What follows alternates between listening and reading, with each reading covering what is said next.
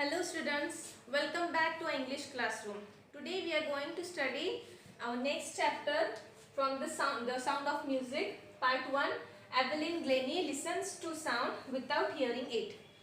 तो it's written by Deborah Cowley. Deborah Cowley कौन थी? She is a freelance writer and broadcaster. She worked as a reporter and even on TV serials, documentaries in London and Egypt. She was a traveler. तो Evelyn Glenny ये एक biography है। तो इसमें क्या बताया गया है कि एवलिन ग्लेनी को सुनने में प्रॉब्लम थी और वो बाद में थोड़े सालों के बाद वो डीफ हो गए। मतलब वो बाय बर्थ डीफ नहीं थे, gradually by passing over the years and years, after years and years she become an deaf. तो although she is deaf, she can play many musical instruments and then how can she is able to hear the music? This is the question behind us, no? अगर कोई deaf person music instruments कैसे play कर सकता है? तो she is not hearing the music, she is feeling the music. वो music के vibration through वो फील करती थी कि किस टाइप का म्यूजिक है, कैसा म्यूजिक है. तो इस चैप्टर में हम यही देखेंगे कि even though she is deaf, how can she became a famous musician. So okay, let's start with our chapter. God may have taken her hearing, but he has given her back something extraordinary. What we hear, she feels far some more deeply than any of us. That is why she expresses music so beautifully. Read the following account of a person who fought against a physical disability and made her life a success story. Even though she is a physical disabled, she make her life successful. So let's begin with this chapter. Rush hour crowds jostle for position on the underground train platform. A slight girl looking younger than her 17 years was nervous yet excited as she felt the vibrations of the approaching train. It was her first day at the prestigious Royal Academy of Music in London, and daunting enough for any teenager fresh from a Scottish farm. But this aspiring musician faced a bigger challenge than most. She was profoundly deaf. तो यहाँ पर क्या है? जोस्टल. आपके book में दिया है जोस्टल. इसका मीनिंग क्या है? कि पुश रफली, टू पुश रफली. तो ये सीन कैसे है? ये सीन है कहाँ का? प्लेटफॉर्म पर का है, ट्रेन के प्लेटफॉर्म पर का. कि एक लड़की जो 17 साल की है लेकिन दिखने में तो 17 साल से कम दिख रही है. तो वो भागम दौड़ी चालू है प्लेटफॉर्म पे. शी वॉज गोइंग, कहाँ जा रही है वो train? Royal Academy of Music in London. वो train Royal Academy of Music को जा रही है. तो she was catching the train. लेकिन वो लड़की कौन है? वो एक प्रोफाउंडली एक डीफ पर्सन है. तो how can a deaf person become a musician? तो अभी क्या हो गया? इसका फ्लैशबैक चालू हो गया. Evelyn Glennie's loss of hearing had been gradual. Her mother remembers noticing something was wrong when the 8-year-old Evelyn was waiting to play the piano. They called her name and she didn't move. I suddenly realized she hadn't heard, says Isabel Glennie. For quite a while, Evelyn managed to conceal her growing deafness from friends and teachers. But by the time she was 11, her marks had taken her to a specialist.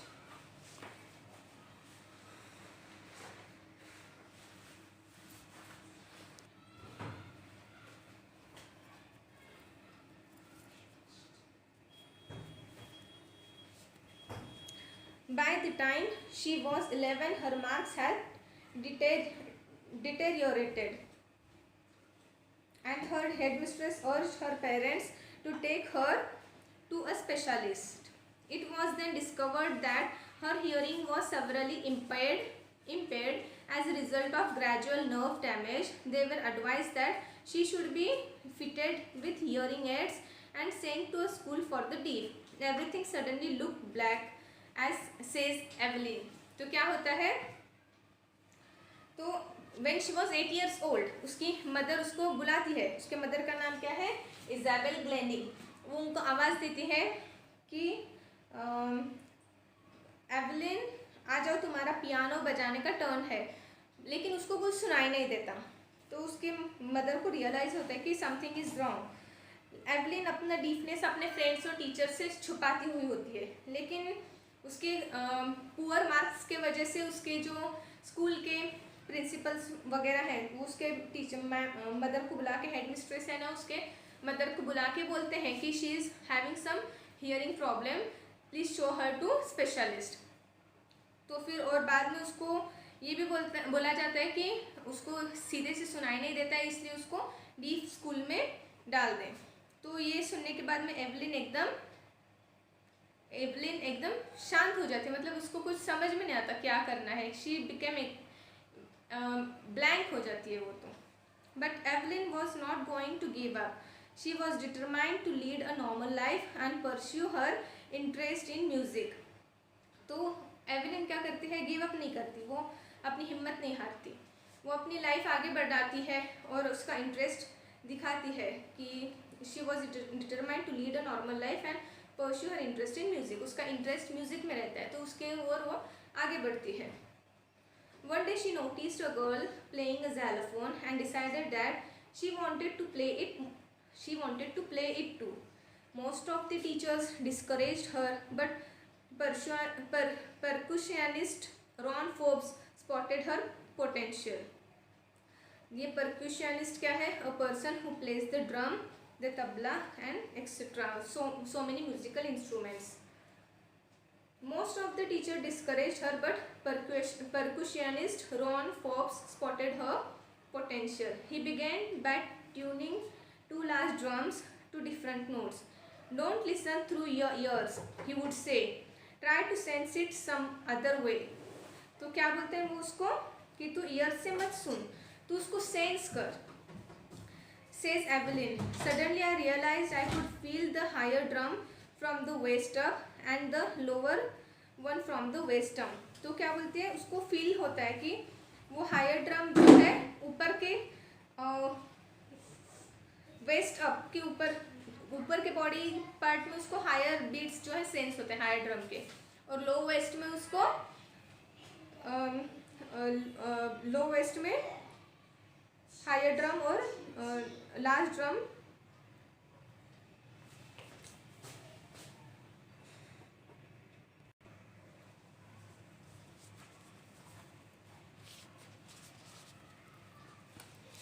और lower one waste down में उसको musics feel होते हैं।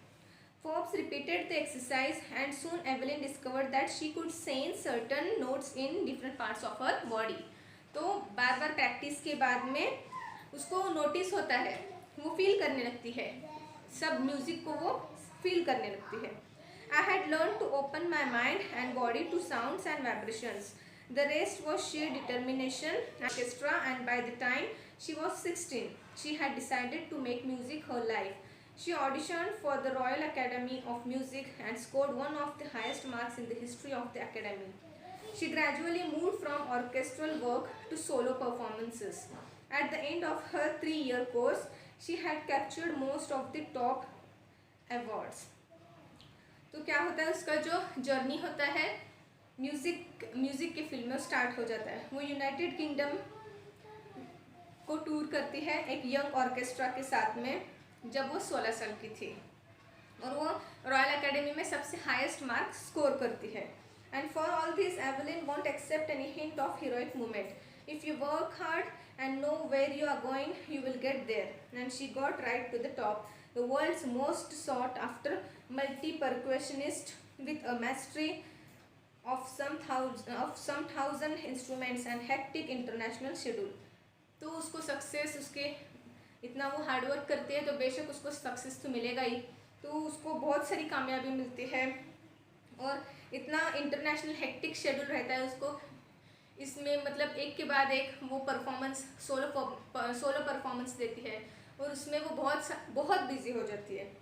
It is intriguing to watch Evelyn function so effortless without hearing. Intriguing का मतलब है fascinating and curious. ये तो काफ़ी फैसिनेटिंग है कि एवलिन ने जो किया, इवन शी इज डीफ, ये काफ़ी फैसिनेटिंग है। In our 2 hours discussion she never missed a word. Men with bushy beard give me trouble, she laughed. It is not just watching the lips, it is the whole face, especially the eyes. She speaks flawlessly with a Scottish lit. My speech is clear because I could hear it till I was 11, she said. But that doesn't explain how he managed to learn French and master basic Japanese. तो उसको कैसे French, Japanese और Scottish ये सब language आती रहती है। तो वो बताती है कि 11 ईयर्स तक मुझे सुनाई देता था। और even she explain that the man with a beard, जिसकी दाढ़ी होती है, उसका मतलब लिपसिंग मुझे कैच करना थोड़ा मुश्किल जाता है। उसके साथ उसके जो वर्ड्स होते हैं तो वो मुझे कैच करना थोड़ा मुश्किल जाता है। As for music she explains, it pours in through every part of my body, it tingles in the skin, my cheekbones and even in my hair. तो म्यूजिक उसके क्या है, पूरे बॉडी में है, उसके स्किन में है, चिकबोन्स और इवन इन माई हेयर वो फील करती है। When she plays the xylophone, she can sense the sound passing up the stick into her fingertips. जब वो xylophone प्ले करती है तो साउंड उसके फिंगर टिप्स, जो अपनी उंगलियों के पोरे होते हैं ना, उसमें उसको फील होता है। By leaning against the drums, she can feel the resonance flowing into her body. On a wooden platform, she removes her shoes so that the vibration pass through her bare feet and up her legs. जब ये वो wooden platform पर play कर रही होते हैं तो वो क्या करती है, अपने शूज़ निकालती है ताकि उसको म्यूज़िक का जो साउंड और वाइब्रेशंस हैं वो फील हो सके।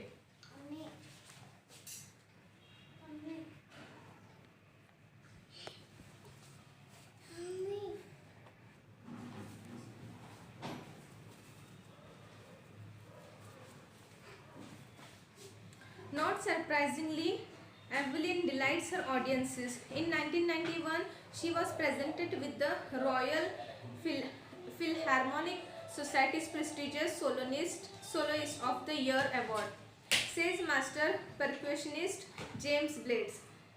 1991 में जो रॉयल फिलहार्मोनिक सोसाइटी का soloist of the award, soloist of the year award किसको मिला था, एवलिन को मिला था। Says master percussionist James Blades, God may have taken her hearing, but he has given her back something extraordinary. What we hear, she feels far more deeply than any of us. That is why she expresses music so beautifully. तो क्या बोलते हैं James blades, क्या बोल रहे हैं कि भले ही भगवान ने उसकी सुनने की क्षमता छीन ली होगी, लेकिन उसको एक कुछ तो भी एक्स्ट्राऑर्डिनरी चीज़ उसको गिफ्टेड है, गिफ्ट में मिली है, इसलिए वो म्यूज़िक को इतना ब्यूटीफुली सुन पाती है, फील कर पाती है। Evelyn confesses that she is something of a workaholic. I have just got to work, often harder.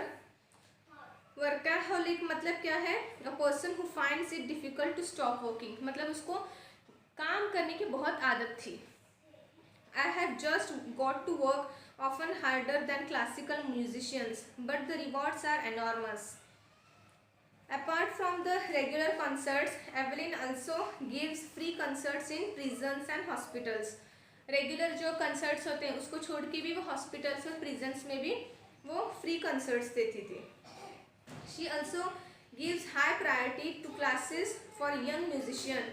And Ruchlin of the Beethoven Fund for Deaf Children says she is a shining inspiration for deaf children. वो deaf children के लिए एक inspiration थी। They see that there is nowhere that they cannot go. वो deaf बच्चों को उसको देख के क्या लगता था कि ऐसी कोई राह नहीं है जहाँ हम नहीं जा सकते। Evelyn Glennie has already accomplished more than most people twice her age. She has brought percussion to the front of the orchestra and demonstrated that it can be very moving. She has given inspiration to those who are handicapped, people who look to her and say, if she can do it, I can. And not the least, she has given enormous pleasure to millions. उसने वो एक motivation थी बहुत सारे handicap लोगों के लिए. जब भी ऐसे लोग उसको देखते थे तो क्या बोलते थे, अगर वो कर सकती है तो हम क्यों नहीं. If she can do it, I can. तो इससे हमें पता चलता है कि अपने कोई एक डिसेबिलिटी की वजह से हमें गिव अप नहीं करना है. We should try and try. तो जो है भगवान जो है अपने को बेशक कुछ ना कुछ तो ज़रूर देंगे. So it was a Evelyn Glennie listens to sound without hearing it. I hope you had understood it. And for the answers, I will send the answers on WhatsApp. If you're having any queries, please feel free to share with me or ask me. Thank you, students.